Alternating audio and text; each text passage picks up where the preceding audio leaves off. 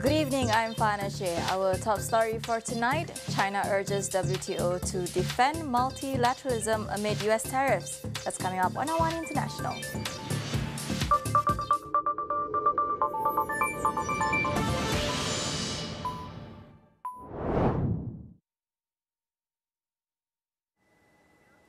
China has voiced grave concern over the US reciprocal tariffs, warning they undermine the global trading system.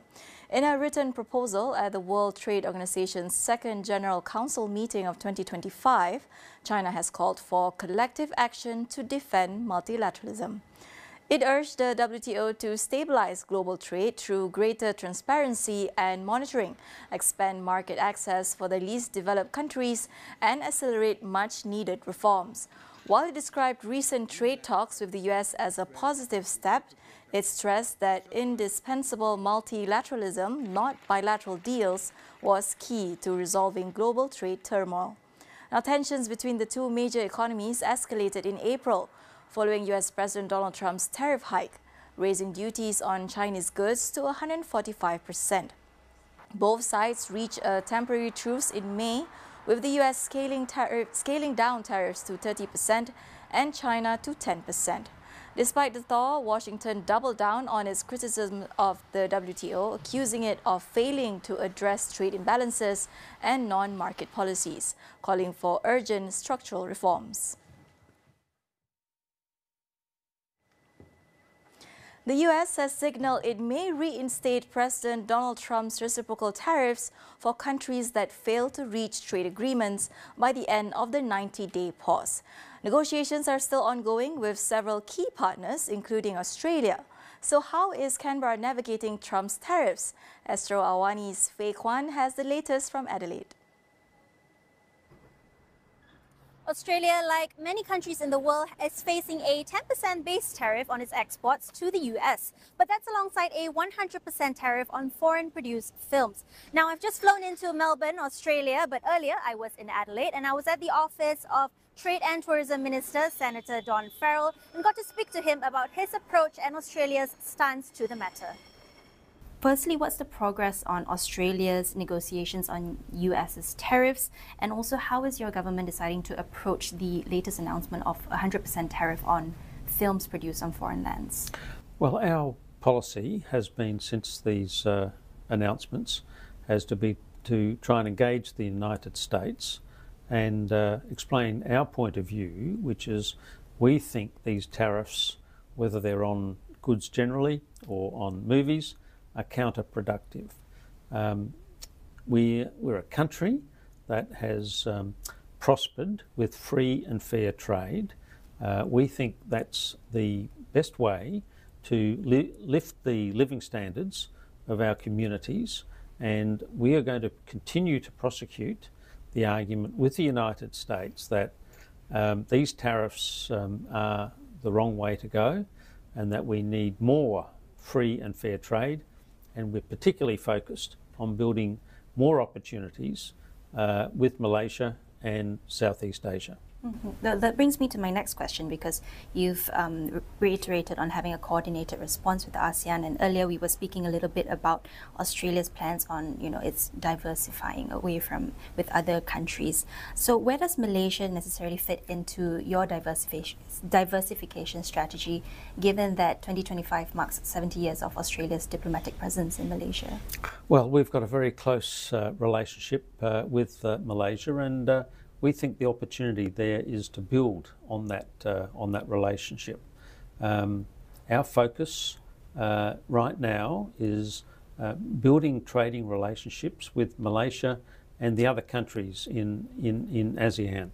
I've just been on the phone with all of our ASEAN partners, working through how we're going to build and diversify that trading relationship. There's, I think, an opportunity right now to do that. We're very willing partners with Malaysia. We want to do more with Malaysia and build on that really good relationship that we have at the moment. All right, thank you so much, Senator, for your time today. Australia has been expanding its network of new free trade agreements, recently sealing deals with the UAE, India and the UK. Farrell, who also serves as Special Minister of State, said the country was looking to grow its exports of food and wine to the ASEAN region, particularly Malaysia. Malaysia was Australia's 10th largest trading partner from 2023 to 2024, with total two-way trade valued at 91 billion ringgit. As ASEAN chair, Malaysia on Wednesday convened a special consultation with Australia and New Zealand, co-chaired by Investment, Trade and Industry Minister Tengku Datuk Sri Zafrul Abdul Aziz. The meeting reaffirmed commitments under the ASEAN-Australia-New Zealand Free Trade Area, including principles of open, transparent and non-discriminatory trade. We will go for a quick break. Don't go anywhere.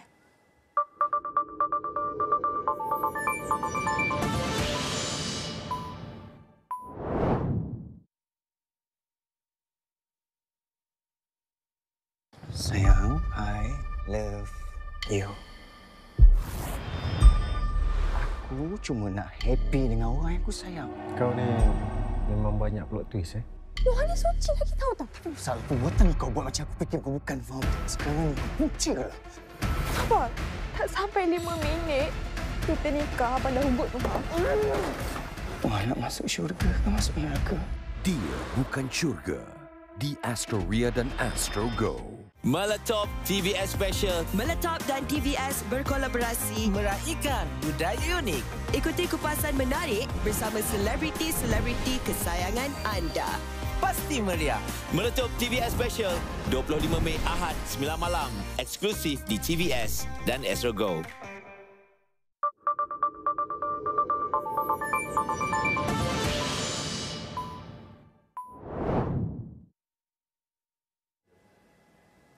The U.S. Court of International Trade holds its first hearing on Wednesday on a lawsuit by 12 states challenging President Donald Trump's reciprocal tariffs. The plaintiffs have argued that Trump has exceeded his authority, made trade policy unpredictable, and caused economic disruption. Filed on April 23rd, the suit argues Trump misused the International Emergency Economic Powers Act to justify tariffs that lack a true national emergency. The law defines an emergency as an unusual and extraordinary threat to the U.S., which they argue a trade deficit does not constitute. The states warned the tariffs would raise the cost of living for American families by an average of $3,800 annually. The Trump administration currently faces at least 7 legal challenges over its tariffs. A similar case brought by 5 small businesses was heard by the trade court last week.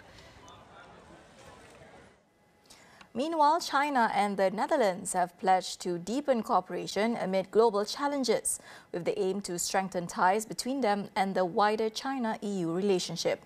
They agreed to maintain close communication for cooperation in various fields, including in semiconductor technology, as well as expand collaboration on issues such as climate change and the green transition.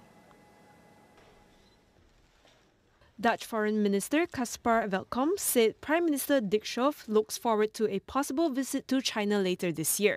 The relationship between China and the Netherlands is marked by ongoing tensions and evolving export controls in the industry. But tensions between the two countries have eased, despite the Netherlands, under US pressure, expanded semiconductor export controls to China from April 1st. Beijing has repeatedly criticized Washington's push to pressure allies like the Netherlands and Japan into restricting China's access to advanced chips and chip-making equipment. China, the world's second-largest economy, opposes these curbs, calling them an abuse of national security claims and a threat to global semiconductor supply chains. Canadian Prime Minister Mark Carney says his government is talking to the US about joining President Donald Trump's $175 billion proposed Golden Dome missile defense program. Carney, however, does not specify how much the country might contribute financially. Trump said the new project aimed at boosting North American security will be operational before his term ends. Earlier this week, he claimed Canada has shown interest in joining and must pay its fair share. Carney confirmed that military officials on both sides have long explored such cooperation. calling the initiative a good idea given the rising threats from North Korea, Russia, China, and potentially even space. The proposal comes amid tense trade and security talks with Canada, with Trump recently suggesting Canada would be better off as a U.S. state.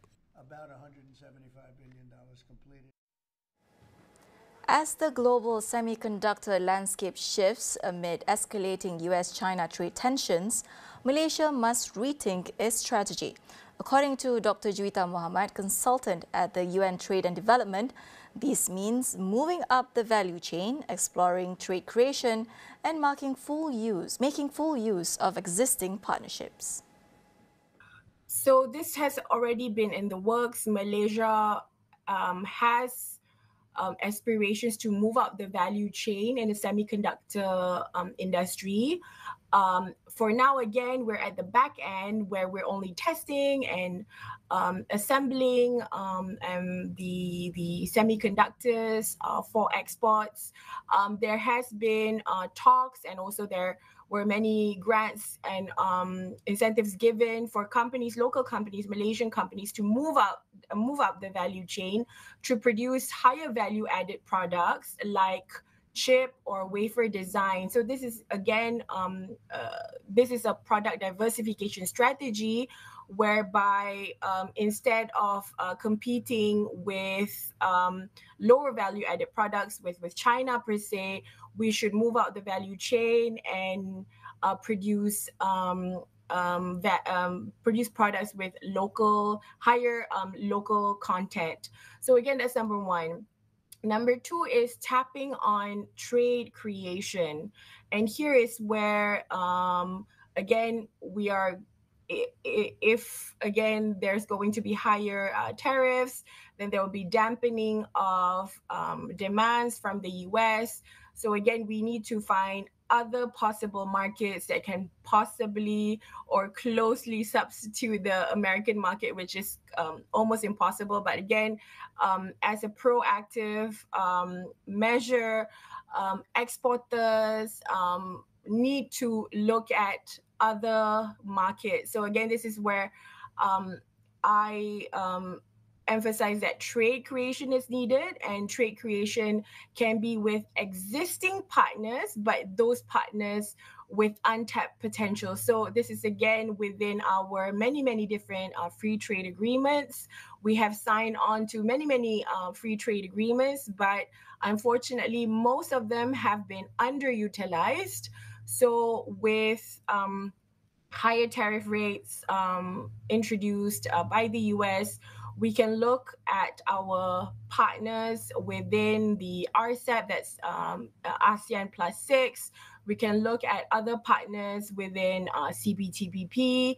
And again, we can look at our newly formed regional cooperation called the BRICS. So again, there are other untapped partners that we can approach to either be the destination country for our exports, but it can also be sources of new partners when we are thinking of reconfiguring the supply chain of the semiconductors.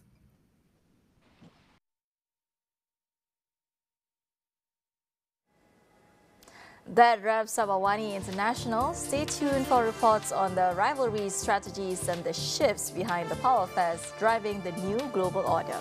Visit international.astroawani.com for more, and be sure to follow our social media accounts at Power Affairs. That is all for now. I'm Farhana Sheikh. Thank you and good night.